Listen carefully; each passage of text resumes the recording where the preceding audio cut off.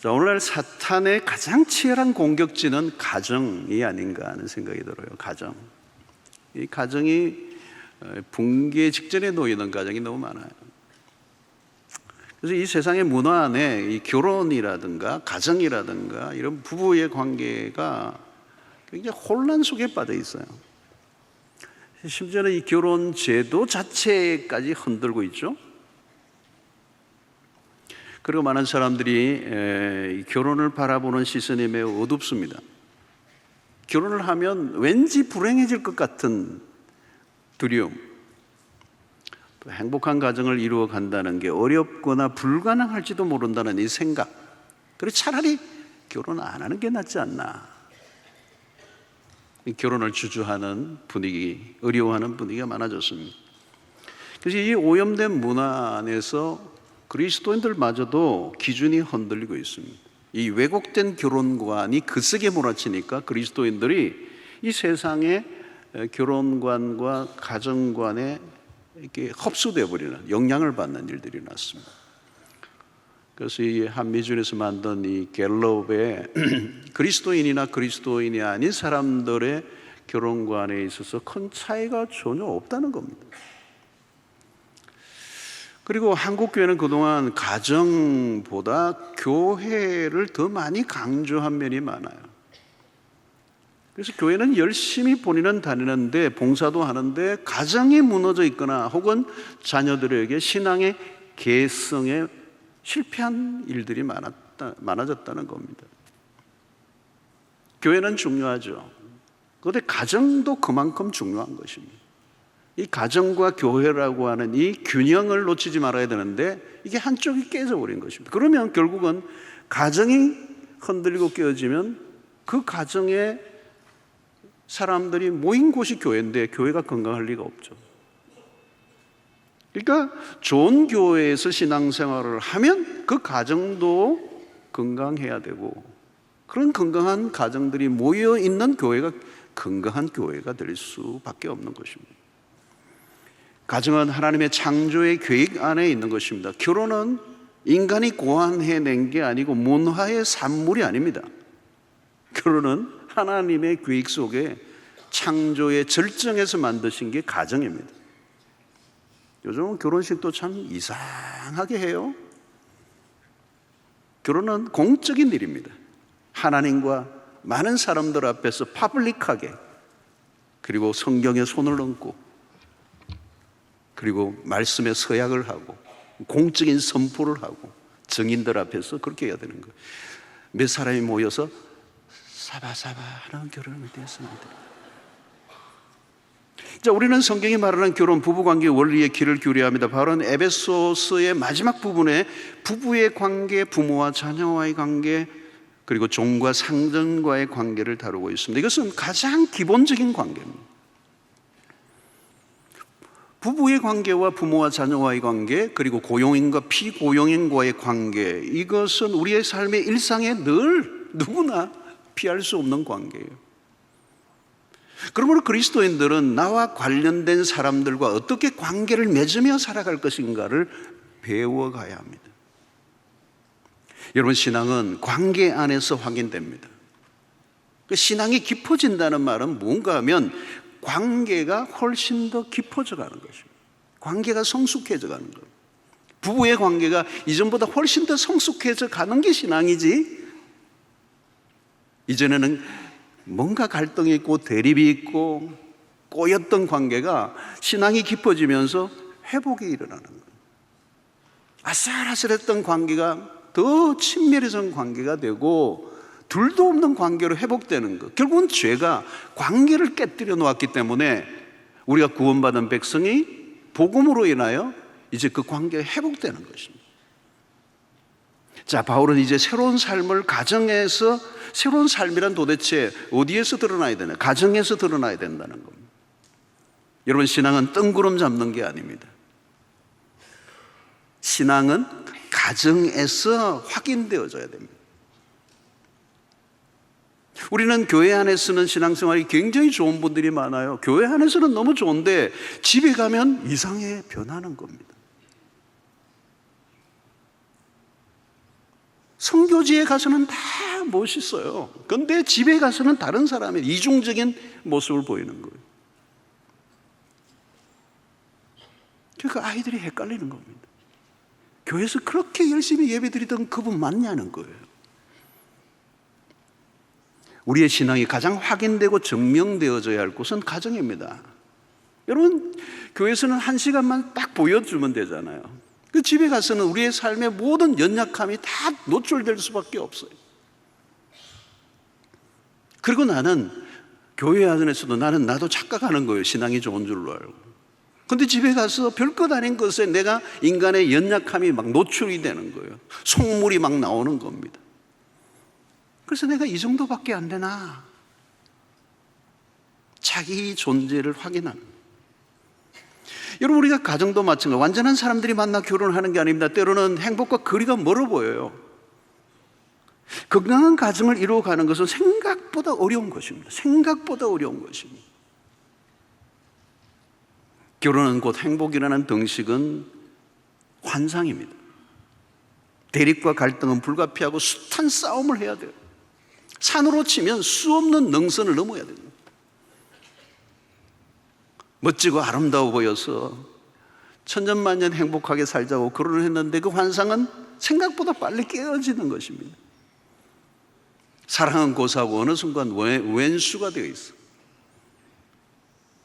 나만 실수하는 게 아니라 상대 배우자도 실수합니다. 매일 사건과 사건이 일어납니다. 그게 정상이에요. 여러분, 부부가 함께 살아가면서 가장 먼저 배우는 레슨은 나는 누구인가? 자신에 대한 환상, 상대편에 대한 기대치가 무너져야 돼요. 그래서 점점 우리의 민낯이 드러나면서 한계에 부딪히면서 저절로 겸손해지는 것입니다.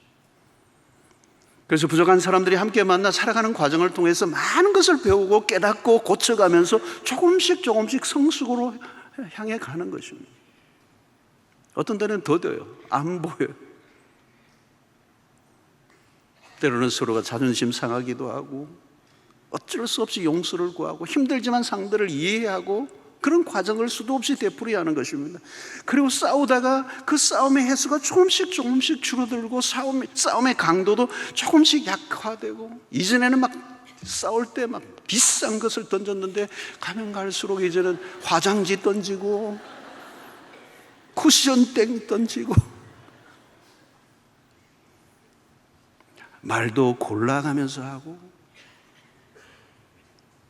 여러분, 싸움을 하지 않는 부부는 없습니다. 중요한 것은 싸우되 얼마나 지혜롭게 싸울 것인가. 완벽하게 준비되어 결혼한 사람은 없습니다. 결혼을 통하여 이제 함께 훈련해 가면서 조금씩 변화를 경험해 가는 것입니다.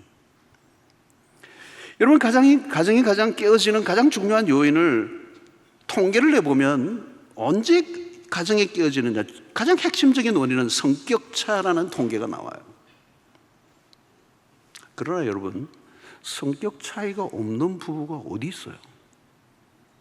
중요한 것은 그 차이를 어떻게 극복하느냐의 문제지.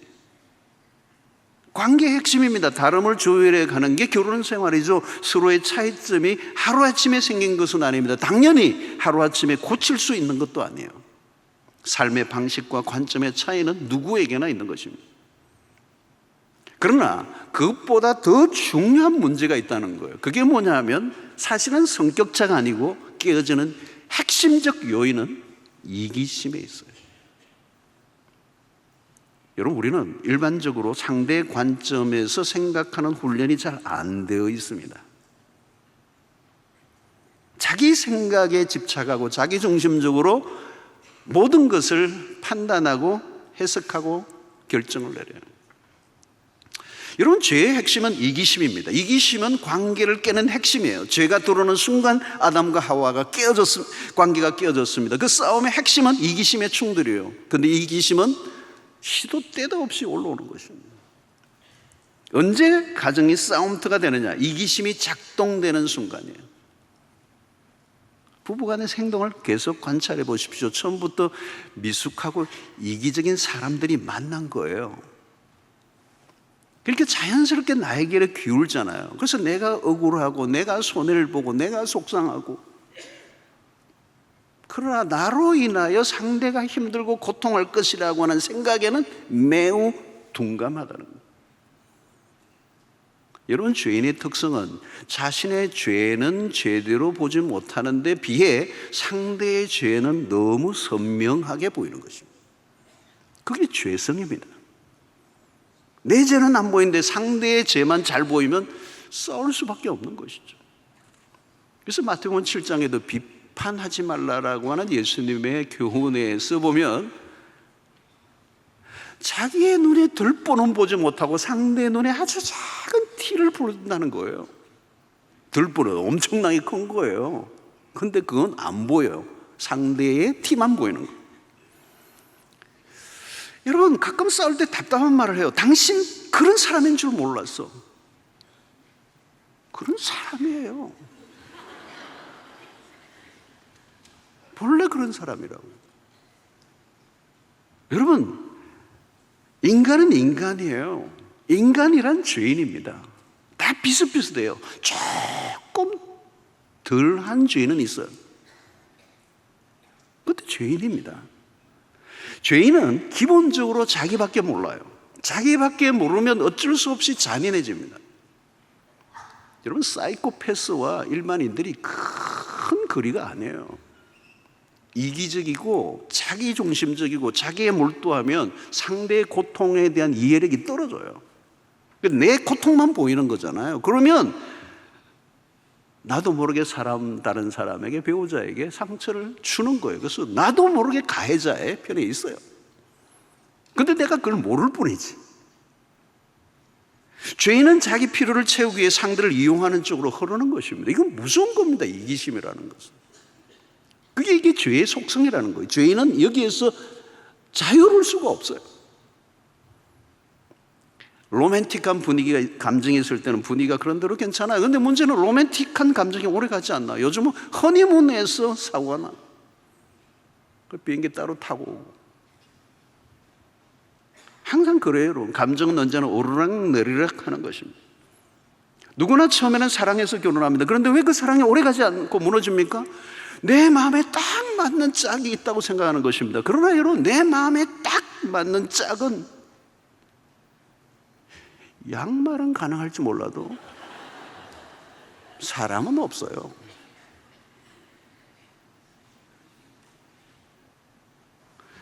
안 맞는 게 정상이에요. 우리가 구해야 하는 것은 딱 맞는 짝이 아니라 맞추어 가는 것입니다. 우리는 서로 잘 안 맞으면 잘못 만났다, 잘못 선택했다고 생각 안 해요. 선택의 문제가 아니에요. 완성된 존재가 아니기 때문에 그렇게 출발할 수밖에 없는 것이고, 딱 맞지 않는 그 커플이 딱 점점 맞춰져 가는 그 일을 위해 결혼 생활에서 해내야 하는 거예요. 그런데 그게 힘들기 때문에 바울은 5장 18절에 성령의 충만을 받으라, 이 말씀이 그렇게 귀에 쟁쟁하게 들리는 거예요. 우리의 힘으로 안 되니까.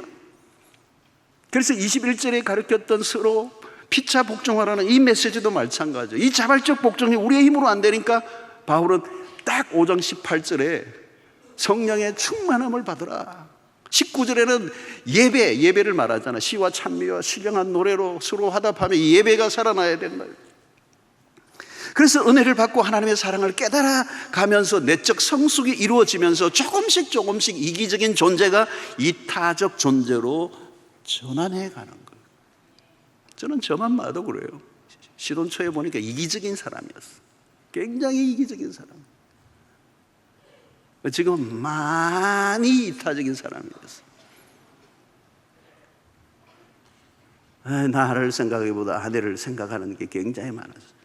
개화된 경상도 사람이 됐어요. 그대로 뒀으면 큰일 날 뻔했어요. 목사라도. 자, 바울은 성경적 가정의 원리를 제시하고 있는, 먼저 아내들에게 말씀을 하고 그 다음에 남편에게 말씀합니다. 22절에 아내들이여 자기 남편에게 복종하기를 주께 하듯 하라. 자, 그냥 복종이 아니죠. 그리스도와의 관계 안에서의 복종입니다. 이 단어를 딱 복종만 떼내면 여자분들 기분 나빠요. 그리스도 안에서 복종하라. 24절도 그러므로 교회가 그리스도에게 하듯, 교회와 그리스도의 관계를 얘기하는 거죠. 그래서 그리스도와 교회와의 관계를 잘 이해해야 남편과 아내의 관계가 풀리는 겁니다. 그래서 바울은 에베소서에 사실은 교회론에 대한 얘기를 하려고 하는 것이죠. 교회. 그래서 거기에서 가정을 지금 가져온 것입니다. 자, 교회의 머리가 그리스도이신 것 같이 가정의 머리도 역시 그리스도가 되신다. 그리스도에게 하듯 하라. 자, 여기에서 중요한 것은 가정의 주인은 그리스도이시다라는 것입니다. 모든 관계에 중요한 것은 그리스도의 주 되심을 인정하는 것. 그러니까 사실은 아내의 머리가 남편이 되기도 하지만 남편의 머리가 그리스도이시기 때문에 그 남편도 그리스도의 통치를 받고 머리의 역할을 해야 되는 거예요. 그리고 그 그리스도의 통치를 받고 있는 그 남편의 머리됨을 아내가 인정하고 복종하라는 거예요. 이게 그리스도와 교회와의 관계를 이해하지 않으면 이 말은 도대체 무슨 말인지 알 수가 없는 것입니다.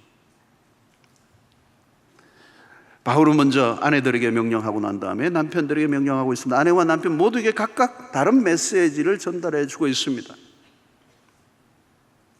바울은 아내들에게 먼저 남편에게 복종을 요구하는데, 이 바울이 말씀하는 이것은 굉장히 많이 오해되는 대목이에요. 바울이 남성이 여성보다 우월하다는 개념을 강조하려고 한 게 아닙니다. 바울은 남성 우월주의자가 아니에요. 핵심적인 가르침은 그리스도와 교회의 관계입니다. 교회가 그리스도에게 복종해야 하듯이 아내가 남편에게 복종해야 한다고 얘기하는 것입니다.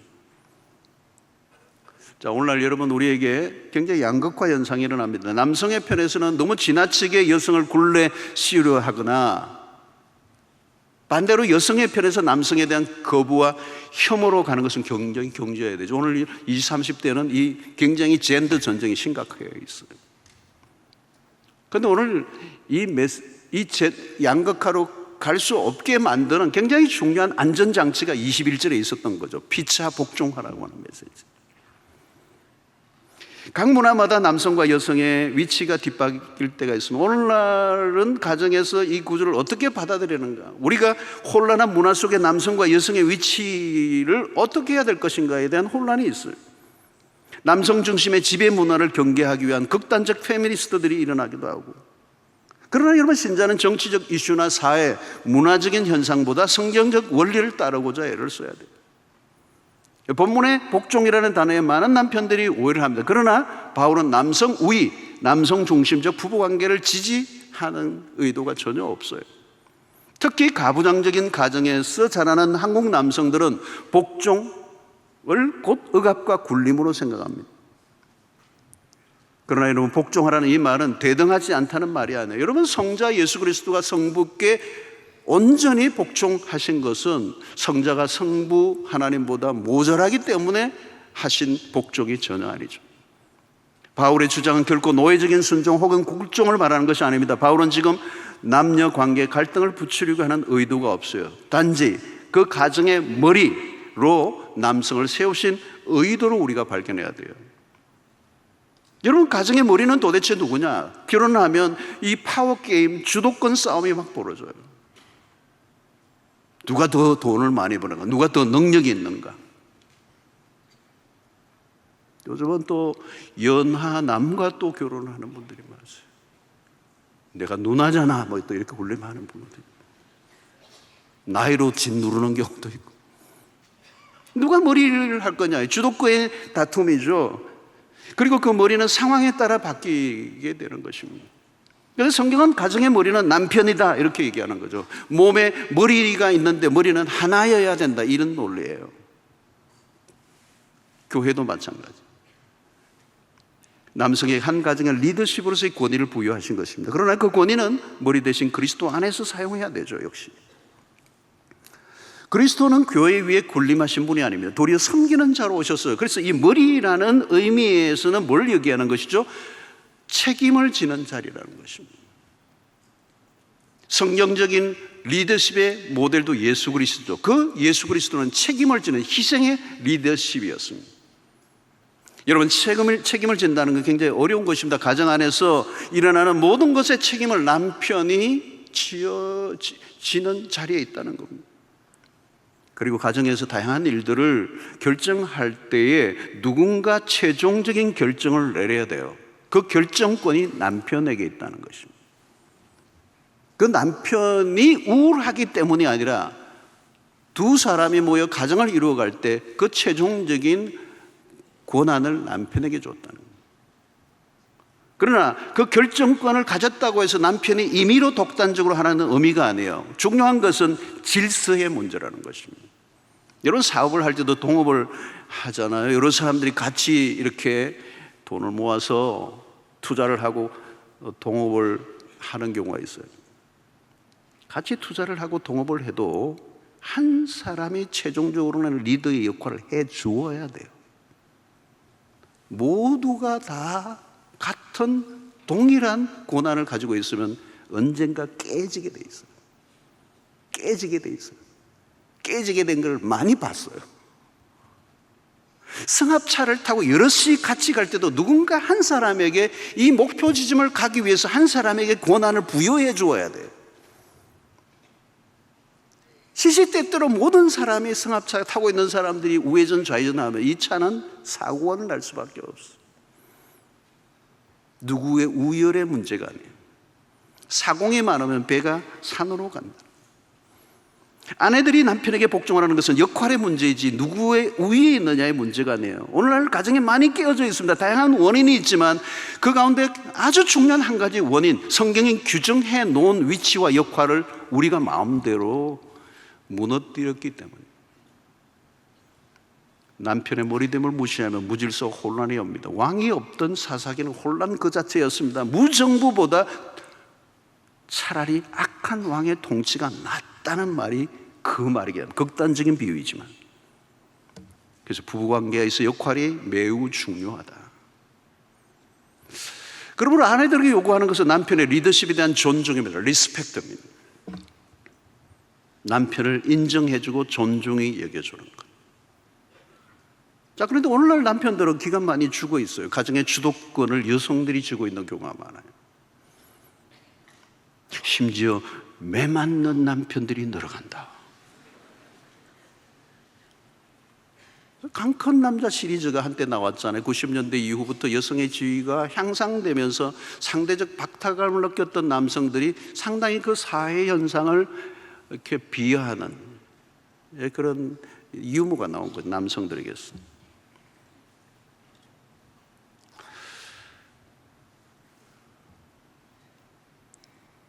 여러분, 오늘 성경은 그 남성의 위치, 그 권위, 그 리더십을 존중해 주라는 거예요. 복종하라는 의미 안에 그게 들어가 있어요. 신앙으로라도 여러분, 교회 안에서 남편의 길을 죽이지 마세요. 우리 남편은 기도도 못해요. 성경도 못 찾아요.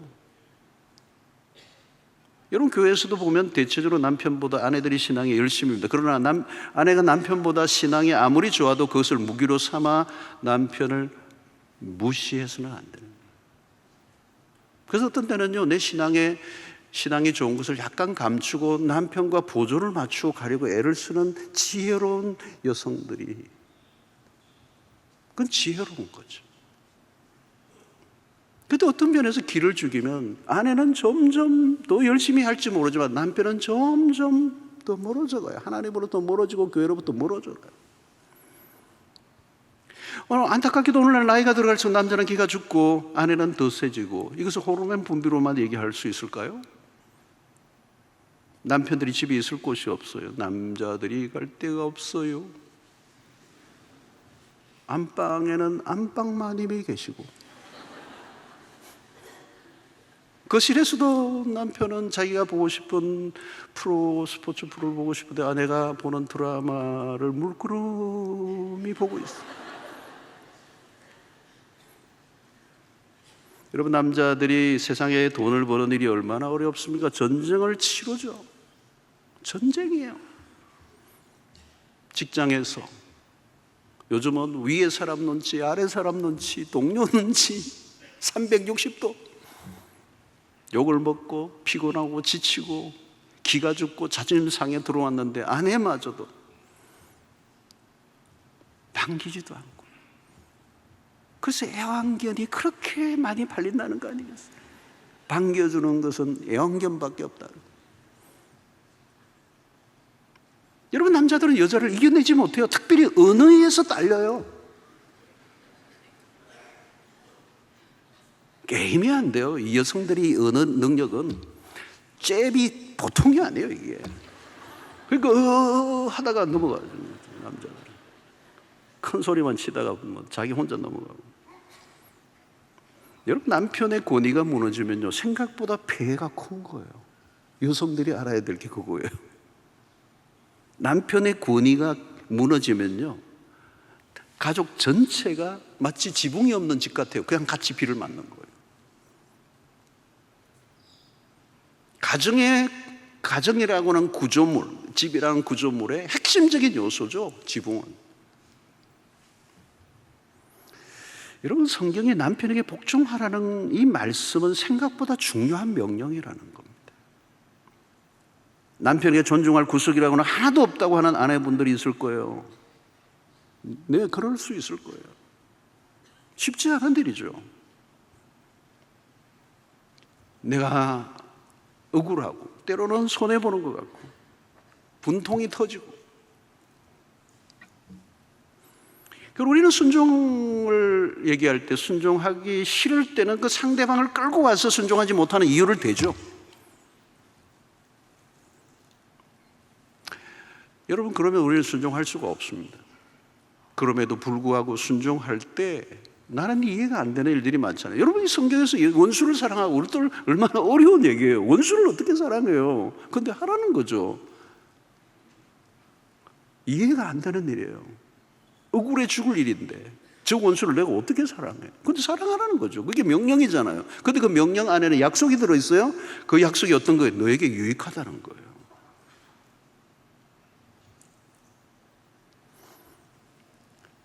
성경 아내들의 역할을 돕는 배필이라고 창세기에서 얘기했습니다. 돕는 배필, 홀로 독처하는 것이 좋지 못해서 이제 아담을 깊이 잠재우시고 수술한 거죠. 그래서 오른 갈비뼈를 취해서 여자를 만드는데 그 이름을 돕는 배필이라는 거예요. 헬프라는 거죠. 이걸 구약의 히브리어로는 에젤이라는 단어를 써요. 그런데 이 에젤이라는 단어는 엄청난 단어예요. 이 단어는 하나님이 에젤이시에요. 성령이 에젤, 곁에서 도우신다는 게 성령이 에젤이에요. 그런데 여인에게 돕는 배필을 에젤이라는 단어를 쓴 거예요. 이거 엄청난 겁니다. 그는, 여러분, 하나님이 약한 자가 강한 자를 돕습니까? 아니에요. 강한 자가 약한 자를 돕는 거예요. 그러니까 여성을 에젤이라고 하는 이 표현은 엄청난 거예요. 그 역할을 보여해 준 거예요. 그러니까 여성만이 가지고 있는 독특한 에너지와 힘이 있어요.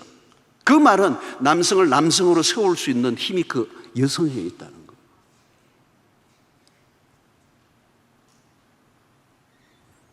그러니까 남편에게 복종하라는 의미를 우리가 너무 이거 굴종과 이런 개념으로 이해하면 안 돼요. 강한 자가 약한 자를 돕는, 이게 창조의 질서 안에 있는 거거든요. 하나님이 그렇게 디자인하신 거예요. 남자와 여자, 가정의 부부의 관계 안에서 이 교통 정리를 확실하게 하시고 하나님이 관제탑에서 지금 명령을 내리시는 거예요. 그대로만 해라는 거예요. 로드맵을 따라라는 거예요. 그래서 가정 안에서 여성의 역할이 너무 큰 겁니다. 말도 안 되는 남편이 있죠. 그러니까 그런 아내들은요, 교회 와서 눈물 콧물 흘리고 때로는 맞기도 하고. 제가 우리 교인들 가운데도 어떤 분은 막 진짜 그냥 골프 채로 그냥 때리기도 하고. 그 눈물 콜물 하는 거예요. 그런데 세월이 흐르면서 하나님이 한 여인을 말씀 앞에 굴복하며 도무지 참아낼 길이 어려운 순간에도 끊임없이 하나님을 의지하고 기도하고 인내하고 참아내고 그러면서도 끊임없이 사랑하고 남편을 섬기는데 어느 날 남편이 그 모습에 무너지는 날이 오는 거예요. 도대체 이렇게 오랫동안 나 같은 망나니를 품고 인내하고 용서하고 순종하는 이 여자는 도대체 누구냐는 거예요. 이게 무슨 힘이냐는 거예요. 그 여인의 삶이 증인이 되는 거예요. 복음의 증인이 선교지만 있는 게 아니라 가정 안에 있어요.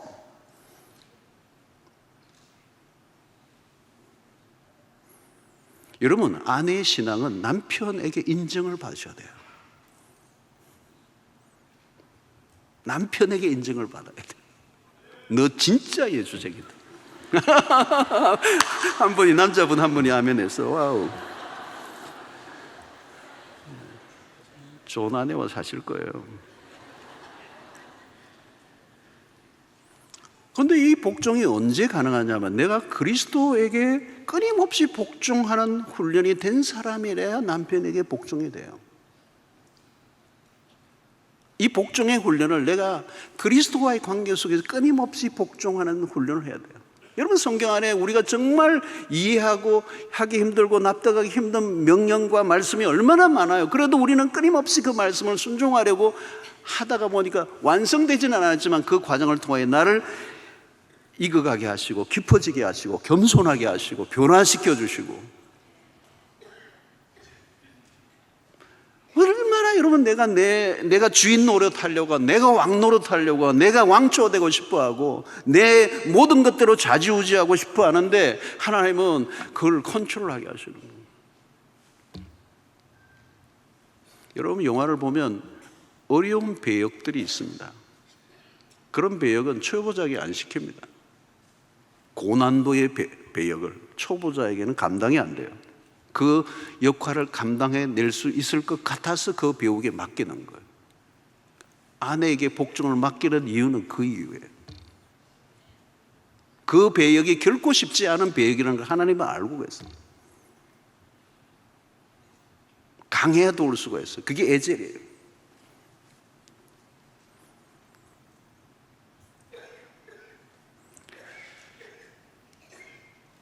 자, 하나님은 우리의 삶 속에서, 우리의 가정 속에서 숨겨놓은 계획과 그 축복들이 너무 큰 것입니다.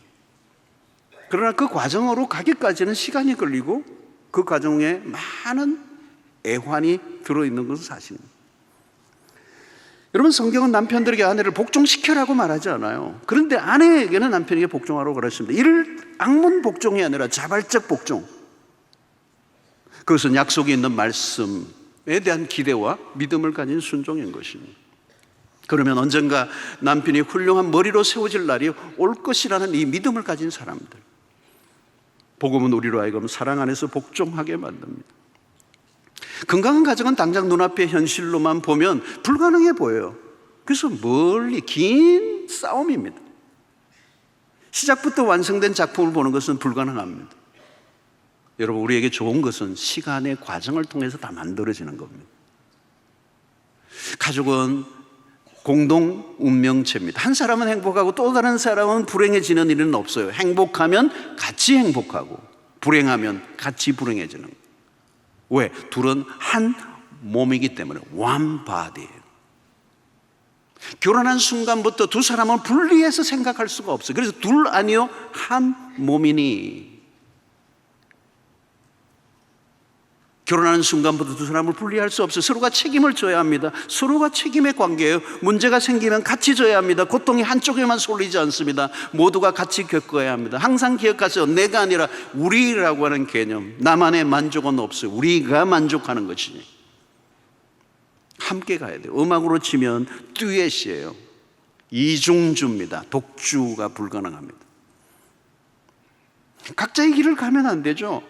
그런 면에서 한 몸을 지켜가는 것이 중요한 것입니다. 성령이 하나 되게 하신 것을 힘써 지키라는 이 말씀은 부부관계 안에서도 적용됩니다. 그리스도와 교회와의 관계가 하나인 것처럼, 여러분의 성경적 원리를 붙들고 가면 언젠가 우리가 상상하는 그 이상의 가정이 펼쳐지는 것입니다. 저는 한라산 정상에도 한번 가본 적이 있고 백두산에도 한번 올라가 본 적이 있어요. 백두산은 산으로 차로 많이 올라가서 중국 쪽으로 가니까 올라가서 별로 그렇게 어렵지 않았어요. 근데 한라산은 그냥 밑에서부터 올라가니까 굉장히 힘들었는데 포기하고 싶은 때가 많이 있었지만 오르고 그 1950 고지 올라가니까 다른 비경이 있더라고요.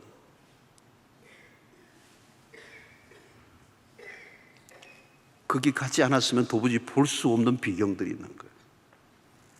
저는 하나님이 우리의 가정 안에 이 비경을 숨겨 놓으셨다고 믿어요. 부부의 관계보다 더 나은 행복을 이 세상에 하나님이 약속해 놓지 않았어요. 이게 비밀이 있는 거예요. 남편은 아내를 사랑하고 아내는 남편에게 복종을 하라는 이 말씀이 깨달아지고 그것이 삶 속에 익어져 갈 때 아름다운 가정이라는 열매가 맺혀지게 되는 것입니다.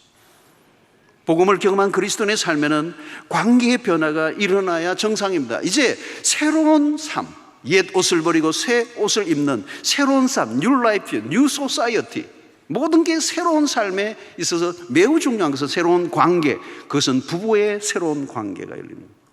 옛 사람의 모습이 아니라 이기심에 그냥 뜨덕뜨덕 붙어있는 삶에, 그리고 자기 주장을 일관된 모습이 아니라, 복종은 더 이상 타락한 본성에 방치된 주제가 아니라 복음 안에서 복종의 개념은 새로운 관계로, 새로운 단계로 나아가게 하시고 우리의 축복의 문을 열어주는 관문에 이 복종을 통과해야 한다는 거예요.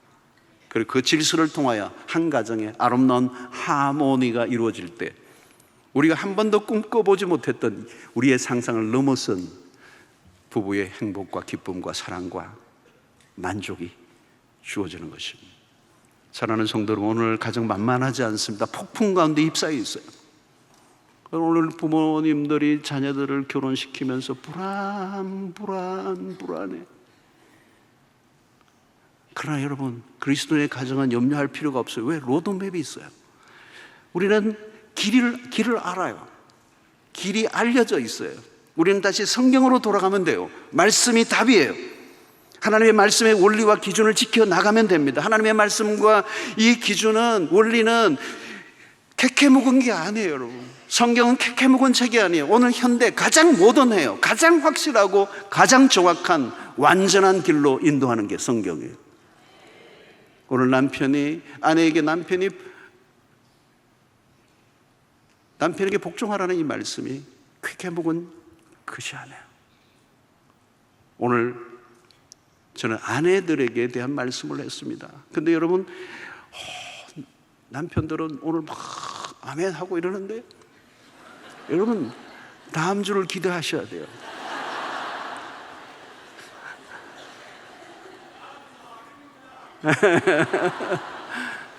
예, 반응 좋고요. 근데 여러분, 아내들에게 주신 오늘 말씀은 세 절이에요, 세 절. 근데 남편에게 주신 구절은 9구절이라는 사실. 3배가 된다는 거예요. 다음 주일날 남성들 꼭 참석하시기를 바라고. 사랑하는 성도 여러분, 하나님은 가정을 통하여 놀라운 일을 행하세요. 가정은 너무나 중요해요. 그런데 오늘 현대사회가 가정을 무차별적으로 공격해요. 가정을 흔들어 놓고 있어요. 적대적인 환경을 만들어 버려요. 그리고 혼자 사는 것을 미화시켜 버려요.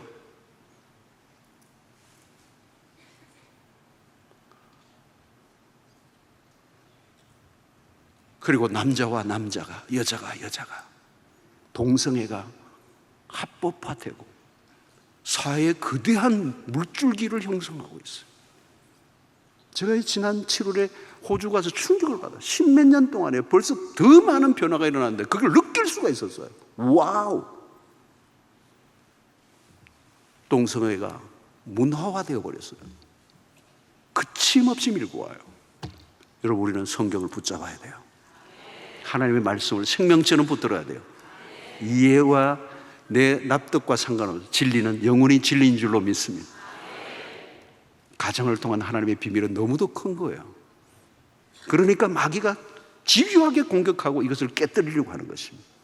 여러분, 이 가정을 지켜내는 일에 힘쓰시기를 바라고, 이미 내 삶에 한번 실패가 있었다면 다시 하나님께서 회복의 역사를 허락해 주시기를 바랍니다.